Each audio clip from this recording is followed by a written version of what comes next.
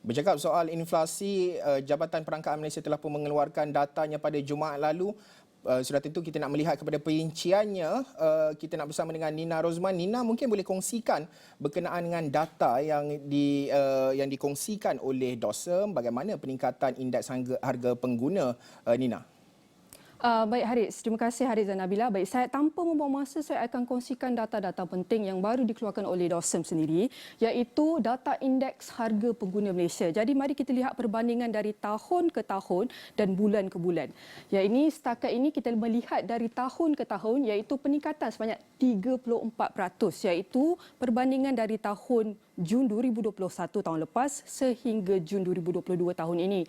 Dan bila kita melihat perbandingan daripada bulan ke bulan, iaitu sebanyak 0.6%, yang ini perbandingan kenaikan indeks harga pengguna dari bulan Mei bulan lepas hingga Jun 2022 tahun ini. Jadi mari kita ke data seterusnya. Kita melihat kumpulan-kumpulan indeks pengguna yang kita lihat mengalami peningkatan dan menjadi pendorong kepada keseluruhan inflasi. Kita melihat perbandingan daripada tahun ke tahun, iaitu tahun Jun 2021 tahun lepas hingga Jun 2022 tahun ini, dan daripada bulan lepas sehingga bulan Jun 2022 tahun ini kita melihat makanan dan minuman beralkohol iaitu sebanyak 6.1% dari tahun ke tahun, dan kita mendapat 5.2% dari bulan ke bulan. Selain itu, kita minuman alkohol dan tembakau mencatat peningkatan sebanyak 0.4%, manakala bulan ke bulan kenaikannya kekal kepada 0.4%. Manakala pakaian dan kasut, kita melihat dari tahun ke tahun peningkatan sebanyak 0.2%. Namun pada bulan ke bulan tiada peningkatan langsung kita dapat lihat.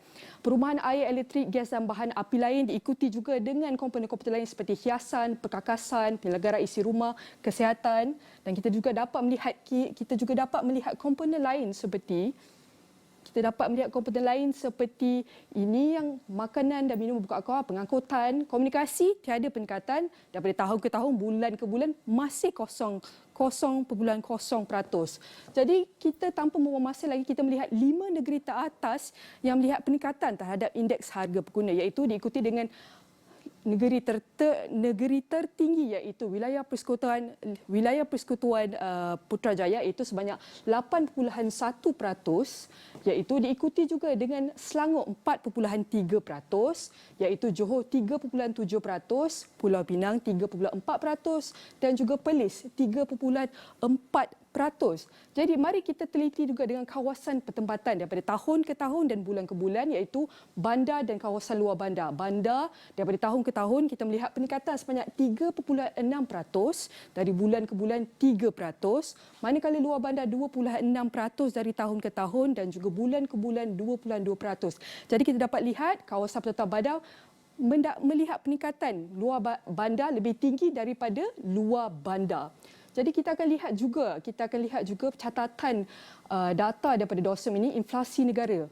Inflasi teras kita melihat peningkatan sebanyak 3%, manakala kita melihat bulan ke bulan peningkatan sebanyak 2.4%. Jadi inflasi tanpa bahan api pula peningkatan sebanyak 3.2% dari tahun ke tahun dan juga bulan ke bulan iaitu 2.7%. Dan ini kita dapat lihat keluaran terkini mengenai indeks harga pengguna Malaysia yang DOSM juga melaporkan kenaikan ini melepasi